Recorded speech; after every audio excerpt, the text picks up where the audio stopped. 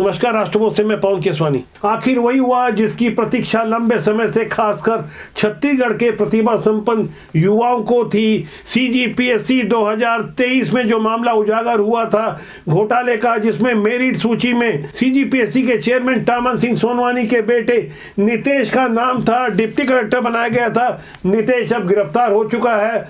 परीक्षा के उप नियंत्रक ललित गणवीर भी साथ में गिरफ्तार हुए हैं, जिनके नाम की चर्चा कम हो रही थी। हर कोई आरती वासनिक के बारे में ज्यादा चर्चा कर रहा था। आरती वासनिक टामन सिंह सोनवानी के चेयरमैन रहते परीक्षा नियंत्रक थी। इनकी गिरफ्तारी पहले ही 8 दिसंबर को हो चुकी है। अब जब 2023 में डिप्टी कलेक्टर चयनित हुए, नितेश की गिरफ्तारी हुई है। ये वही नितेश है जिसका नाम इस सूची में आप देख रहे हैं, नाम छुपाया गया था, जिन्होंने प्री मेंस और इंटरव्यू तक अपना नाम नितेश सोनवानी लिखा था। लेकिन मेरी सूची जब जारी हुई तो जानबूझकर सरनेम छुपा दिया गया था। इस नितेश सोनवानी के साथ तमाम वो नाते, रिश्तेदार, कारोबारी कांग्रेस पदाधिकारियों के रिश्तेदारों के नाम है जिनका गलत तरीके से चयन हुआ था। सीबीआई इसकी जांच कर रही है। अब इस सूची में सबसे आखिरी में आप जिस नाम को देख रहे हैं, मीनाक्षी गणवीर, जिनके लिए बताया गया था कि टामन सिंह सोनवानी के किसी करीबी की बेटी है। किसी करीबी नहीं, बल्कि परीक्षा के उप नियंत्रक ललित गणवीर के भाई की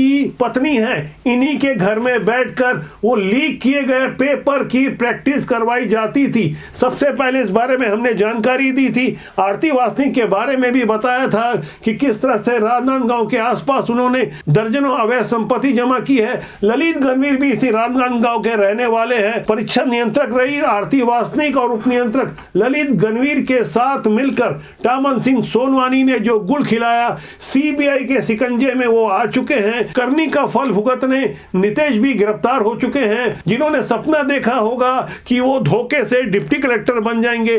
टामन सिंह सोनवानी के एक और भतीजे जो सुअर बेचते थे, साहिल सोनवानी, इन जैसों की कब गिरफ्तारी होगी, इस पर भी हमारी बारीक निगाह बनी हुई है। मैं आपको याद दिला दूं, विधानसभा चुनाव के चंद महीना पहले 19 जून 2023 को भारतीय जनता युवा मोर्चा के राष्ट्रीय अध्यक्ष तेजस्वी सूर्या रायपुर आए थे। उस समय के मुख्यमंत्री भूपेश बघेल के घर का घेराव करने हजारों युवाओं की मौजूदगी में तब ऐलान किया गया था कि हमारी सरकार बनेगी तो हम सीबीआई जांच कराएंगे। सरकार बनने के बाद सीबीआई की जांच भी शुरू हो गई।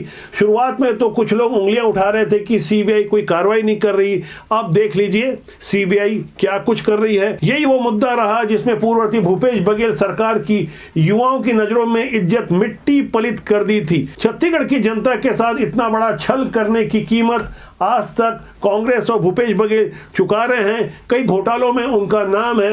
यही कारण है कि चुनाव हारने के 13 महीने बाद भी एक वीडियो जारी किया है जिसमें भूपेश बघेल को रावण बताया गया है और मौजूदा मुख्यमंत्री विष्णुदेव साय को राम बताने के अलावा कुछ पात्र तय किए गए हैं, जैसा कि आप अपनी स्क्रीन में देख पा रहे हैं। मजाकिया अंदाज में बनाए गए इस वीडियो में सीएम विष्णुदेव साय को राम और पूर्व सीएम भूपेश बघेल को रावण बताने के अलावा कवासी लखमा को मारीच बताया गया है, ज्योत्सना मान को ताड़का और सौम्या चौरसिया को कैकेयी बताया गया है। लेकिन टीएस सिंहदेव को मजाक में ही सही विभीषण बताकर कुछ इशारे किए हैं। आगे सूची को आप देख सकते हैं, जैसे कि लक्ष्मण बताया गया अरुण साव को, भरत बताया गया किरण सिंहदेव को, चौथे नंबर पर शत्रुघ्न बताया गया है रमन सिंह को, हनुमान बताया गया है विजय शर्मा को, सुग्रीव बताया गया रामविचार नेताम को। ये लिस्ट थोड़ी लंबी है। कांग्रेस के प्रदेश अध्यक्ष दीपक बैच को कुंभकर्ण बताया गया है, जबकि तामदव साहू को मायासुर बताने के अलावा रायपुर के मौजूदा महापौर एजाज ढेबर को लवणासुर राक्षस बताया गया है। कवासी लखमा के लिए मारीच लिखकर भाजपा समर्थित कोई अज्ञात टीम ने अपने इरादे साफ कर दिए हैं। इस पर थोड़ी आपत्ति भूपेश बघेल की ओर से सोशल मीडिया प्लेटफॉर्म एक्स पर जताई गई है, जबकि टीएस सिंहदेव ने इसे मजाक माना है। इसके बाद हम बात करेंगे कुछ गंभीर तथ्यों पर। बीजापुर के चट्टानपारा से जब मुकेश चंद्रकार की लाश किसी सुरेश चंद्राकर नामक ठेकेदार के सेप्टिक टैंक से मिली तो देश भर में वो खबर सुर्खियां बनी। उसकी असल वजह को भी लोग जानने समझने की कोशिश करते रहे। पता चला कि 120 करोड़ की लागत से बनने वाली खराब सड़क की वो खबर ही उसकी मौत की वजह बनी थी, दर्दनाक हत्या का कारण बनी थी। अब छत्तीसगढ़ में जितनी भी निर्माणाधीन सड़कें हैं या जो हाल में ही बनी है, उसकी गुणवत्ता को लेकर पत्रकार जांच कर रहे हैं, समझने की कोशिश कर रहे हैं कि आखिर सड़कें किस तरह से बनती है, बंदरबाट कैसे होता है, कमीशन खोरी का खेल कैसे चलता है। इन्हीं सब बातों को ध्यान में रखते हुए राजधानी रायपुर के पत्रकारों का ध्यान मोआ ओवरब्रिज के ऊपर जीर्णोद्धार करवाई जा रही सड़क की तरफ गया, जहां 3 जनवरी से लेकर 8 जनवरी तक ये ब्रिज बंद था। पता चला कि 7 जनवरी की रात 3 से 4 बजे तक वहां जो कुछ हुआ, उसके बाद आम जनता के लिए वो पुल जैसे ही खोला गया तो सड़क में बिछाई हुई डामर गिट्टी हाथ में आने लगी। जैसे ही ये खबर पीडब्ल्यूडी मंत्री और उप मुख्यमंत्री अरुण साव को पता चली तो वो औचक निरीक्षण के लिए पहुंच गए। वहां जिस तरह का नजारा था उसे पूरे ध्यान से कम पूरे छत्तीसगढ़ वासियों को देखना चाहिए। मंत्री जी ने खुद मौके पर पहुंचकर भ्रष्टाचार की जो क्लास लगाई और जिस तरह से उन्होंने अधिकारियों को ताकीद दी कि उनकी पेमेंट काट दी जाएगी और ठेकेदार को समझाया कि तुम्हारा काम से मन भर गया है क्या, वो दृश्य को आपको देखना चाहिए। इसकी प्रॉपर सफाई होनी चाहिए। देखिए भाई, क्या है एग्जीक्यूटिव इंजीनियर साहब, काम करने का मन है कि नहीं है? इम्पोर्टेंट ब्रिज का काम का ये हाल है। आपके प्लांट में कोई चेक वेक होता है डालने से पहले? फिर क्या चेक हुआ? इसका मतलब बिना चेक किए आप मटेरियल यूज करते हैं। फिर कैसे हो गया? 3 दिन में जांच करके रिपोर्ट दीजिए। पेमेंट बिल्कुल नहीं करिएगा। पेमेंट 1 रुपए का होगा तो आप लोगों की सैलरी से जाएगा वो। कुछ लोग मरकर भी अमर हो जाते हैं। पत्रकार मुकेश चंद्रकार को श्रद्धांजलि तो सबने दी, लेकिन यहाँ गहराई से समझना होगा जिस खबर को लेकर मुकेश चंद्रकार ने ईमानदारी से अपनी ड्यूटी का निर्वहन किया, उनकी मौत के बाद छत्तीसगढ़ की तमाम सड़कों की ऐसी ही पड़ताल हो रही है। क्या सिस्टम में बैठे हुए लोग ऐसी ही कुछ और मौतों का इंतजार करेंगे? ईमानदारी से यदि सिस्टम अपनी पर आ जाए, सड़क तो क्या पूरा का पूरा सिस्टम लाइन पर आ जाएगा। ऐसे ही लाइन पर लाने का काम रायपुर की आजाद नगर पुलिस ने किया है। रायपुर के मोमिन पारा से जैसे ही हिंदूवादियों की शिकायत पर गौ मांस की बरामदगी हुई, राजधानी रायपुर के मुस्लिम बहुल इलाके मोमिन पारा के एक मकान के 3 कमरों में बिखरी हुई गौ मांस को समेटने के बाद खुर्शीद अली, मोहम्मद मुंतजिर हैदर, अशराफ अली, अरमान हैदर, मोहम्मद इरशाद कुरैशी और महिला आरोपी बिल्किस बानो के अलावा एरम जहरा को पकड़ा गया। और पकड़ने के बाद पुलिस ने जुलूस निकाला। जुलूस के बाद पुलिस के सुधारवादी रवैये से प्रभावित होकर ये आरोपी कहने लगे, गौ हत्या पाप है, कानून हमारा बाप है।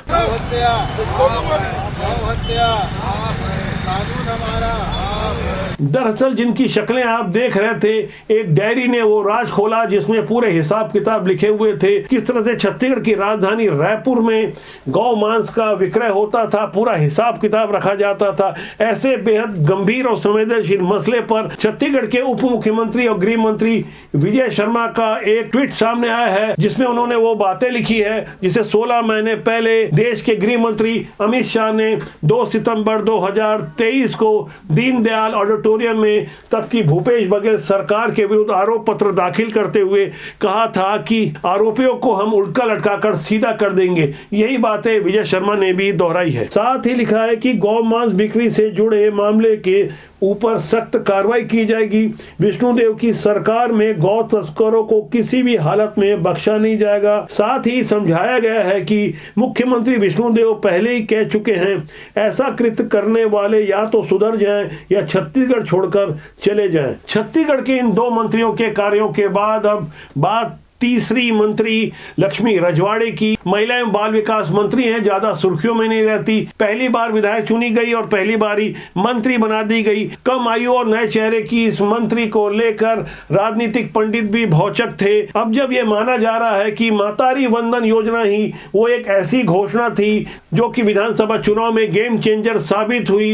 1000 रुपए छत्तीसगढ़ की प्रत्येक महिलाओं को देने की जो घोषणा की गई थी और उसके बाद ईमानदारी से करीब 70 लाख महिलाओं को छत्तीसगढ़ में हर महीने 700 करोड़ रुपए दिए जा रहे हैं। तब भी दावा किया जा रहा है कि लाखों नाम छूट गए हैं, अब इन नामों को जोड़ने की बारी है। तो महिला एवं बाल विकास मंत्री समीक्षा बैठक के दौरान पूरे फॉर्म में नजर आई। उनके विभाग की ओर से निर्देश जारी किया गया है, जिनका नाम छूट गया है उन्हें भी जोड़ा जाएगा। शुरुआती जांच में पता चला कि करीब 38,000 से ज्यादा ऐसी महिलाएं हैं। यहाँ गौर करने वाली बात यह है कि जिन महिलाओं को महतारी वंदन का पैसा मिलता है वो सिर्फ एक महिला नहीं होती, बल्कि पूरा परिवार उस योजना से खुश रहता है, आशान्वित रहता है। कहीं ना कहीं सरकार के प्रति उस एक लाभार्थी महिला के अलावा कम से कम 3 से 4 और लोग जुड़ जाते हैं। जिन जिन राज्यों में महिलाओं से जुड़ी ऐसी स्कीम को लागू किया गया है या लागू करने की घोषणा की गई, वो योजना गेम चेंजर साबित हुई। छत्तीसगढ़ में विधानसभा चुनाव के पहले कोई नहीं मान रहा था। यहां तक पूरी की पूरी सर्वे एजेंसियां, 10 एजेंसियों ने दावा किया था कि कांग्रेस की सरकार बनेगी। बाजी पलटाने में महतारी वंदन योजना का एक अहम रोल रहा है। छत्तीसगढ़ में जब भारतीय जनता पार्टी की विष्णुदेव साय सरकार इस योजना के बारे में गर्व करती है तो कांग्रेस इसकी खामियां गिनाने में लग जाती है। कांग्रेस की ओर से गिनाया गया कि किस तरह से कांकेर में सन्नी लियोनी के नाम से महतारी वंदन योजना के 10 किस्त को ले लिया गया। कुछ और तैयारी करते हुए कुछ और नाम भी गिना दिए गए। बताया गया कि महासमुंद जिले की घोराड़ी सरकारी स्कूल की शिक्षिका को भी महतारी वंदन का लाभ मिल रहा है। अंबिकापुर की 40 साल की एक अपात्र महिला को वृद्धा पेंशन और महतारी वंदन योजना दोनों का लाभ मिल रहा है। यह मामला 70 लाख महिलाओं से जुड़ा हुआ है। 2, 4, 5, 10, 20 किसी महिला या अपात्र महिला को ऐसे लाभ मिल रहे हो जो कि सन्नी लियोनी की तरह अपात्र हो, ध्यान तो उसी पर जाएगा।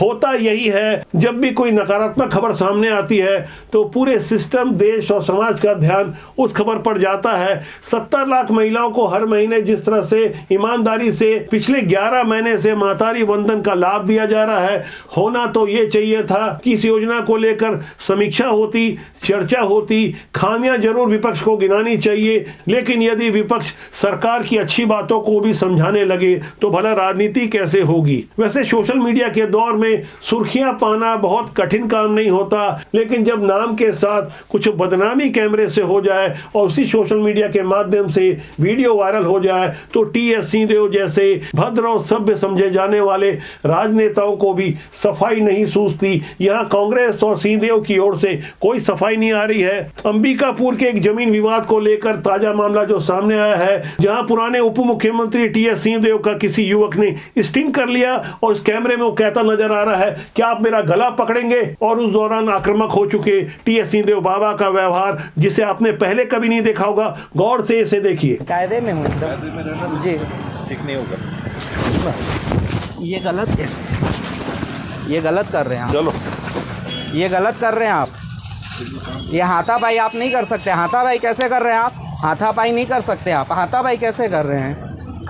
कोर्ट में सब्सिडीज है ये मैटर। कहाँ पर है कोर्ट का कागज? जी, कोर्ट में सब्सिडीज है। आपके वकील तो है ना, सब्सिडीज तो है ना, आपके पास कागज है? सब्सिडीज तो है ना। कागज लेके आओ। आप मेरा गर्दन पकड़ के सब्सिडीज नहीं है, 3196 नहीं है जी, वो भी नहीं लेके आओ। खारिज हो गया। क्या खारिज हो गया? अरे सब्सिडीज तो यहाँ पर है ना, हाईकोर्ट में तो अलग था। इसमें स्टे है क्या? स्टे समझते हो ना क्या होता है? ठीक है। कौन है वकील? बुलाओ जी। आपका वकील कौन है? सब्सिडीज तो है ना।